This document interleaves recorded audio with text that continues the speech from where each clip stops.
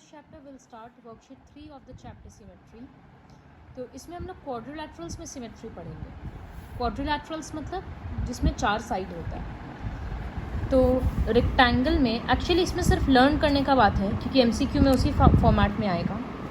Rectangle में 2 lines of symmetry होता है, एक इस तरह से और एक इस तरह से। सो 2। एक स्क्वायर में चारों साइड इक्वल होता है तो it has 4 lines of symmetry. So a square has 4 lines of symmetry. किस तरह से? एक तो ऐसे और ऐसे, साथ ही डायगोनली भी होगा। रेक्टेंगल में डायगोनली नहीं हो सकता।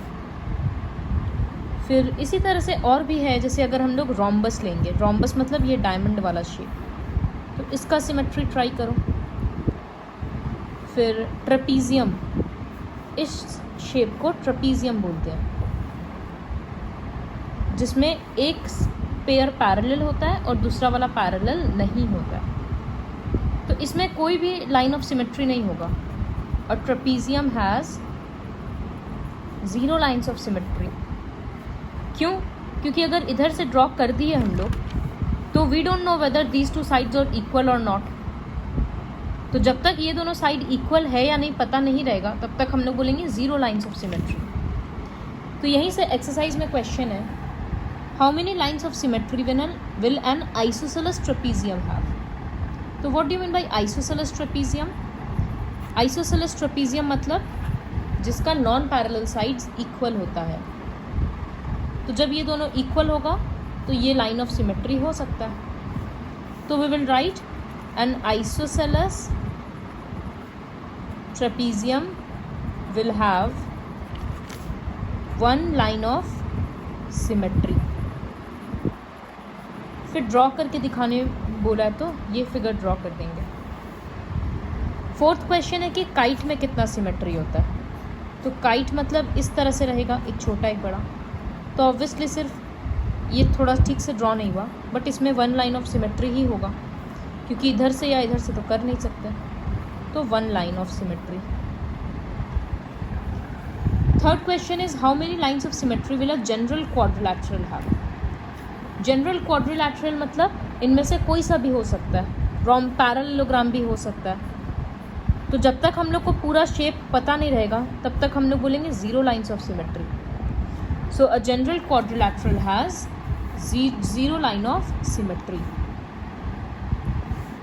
Give reasons to show how many lines of symmetry will a square have. Reasons का ज़रूरत नहीं है, सिर्फ ये लर्न करना है कि स्क्वायर में 4 lines of symmetry है। और फर्स्ट वाला पेपर फोल्डिंग मेथड वो भी करने का ज़रूरत नहीं है। Now coming to the next worksheet 4, उसके लिए एक टर्म समझना है, regular polygon. So what is a polygon? First of all, polygon मतलब a figure.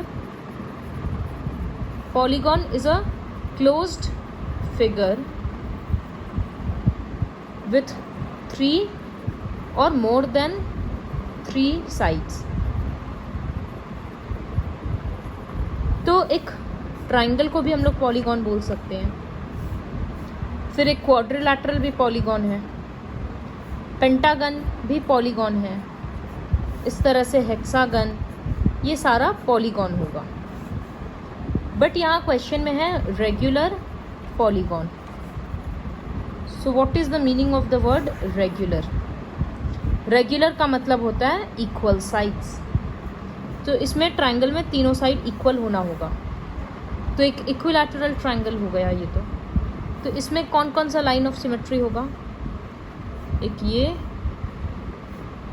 और इस तरह से। तो 3 साइड्स है और 3 लाइन्स ऑफ सिमेट्री है। स्क्वायर में 4 साइड्स है और 4 लाइन ऑफ सिमेट्री है। उसी तरह से as you can see in this photo, pentagon में 5 और हेक्सागन में 6 लाइन ऑफ सिमेट्री ये लोग ड्रॉ करके दिखाया है। तो इसका मतलब क्या समझ आया कि हर एक रेगुलर पॉलीगॉन में जितना साइड्स होता है उतना ही लाइंस ऑफ सिमेट्री होता है। तो इसी के बेसिस पे वर्कशीट 4 में रेगुलर हेप्टागन, हेप्टागन मतलब 7 साइड्स, तो लाइन ऑफ सिमेट्री भी होगा 7. रेगुलर ऑक्टागन 8 साइड्स, तो लाइन्स ऑफ सिमेट्री भी होगा 8. रेगुलर वर्ड को ध्यान में रखना है. Next worksheet 5. अच्छा, यहाँ लिखा है symmetry and reflection in mirror, जिससे हम लोग H का ये लाइन ऑफ सिमेट्री ड्रॉ किए. तो अगर हम लोग एक इसको मिरर इमेजिन करेंगे तो ये मिरर इमेज ही होगा इसका. तो इस वजह से सिमेट्री और रिफ्लेक्शन इन अ मिरर बहुत क्लोजली एक दूसरे से सेम होता है. वर्कशीट 5 खुद से कंप्लीट करना है. You just have to draw the mirror image of this object. इसको लाइन ऑफ सिमेट्री इमेजिन करते हुए फिगर को कंप्लीट कर लेंगे तो मिरर इमेज अपने आप समझ आ जाएगा. So you'll have to complete worksheet 3, 4 and 5 with the help of this video.